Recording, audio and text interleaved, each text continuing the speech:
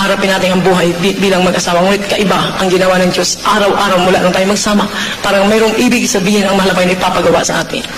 Hindi po ako tumanggi yung minamahal hanggang sa ako'y nagkaanak ng isa. Tinawag kami ng mahal na Panginoon. Yung mga umaawit ng mga batang yan, panganay, pangalawa at pangatlong babies namin. Doon na po kami kinakausap na mahal na Panginoon na mayroon siyang layunin para sa amin. Mula po nung kami ay tumanggap sa ating mahal na Panginoon hanggang sa mga panahon na yan, inuturuan na po kaming gumawa para sa Kanya na mayroong tunay na takot. At hindi po namin mapipigilan yung puwersa na nagdadala sa amin, sa aming mga tuhod, na manalangin, magpuri sa Diyos at mag-aayon. Step by step, tinuruan kami ng mahal na Panginoon paano sundin ang tawag niya sa amin. Tinuturuan ko yung aming maliliit na mga anak na yan, magpuri sa mahal na Panginoon.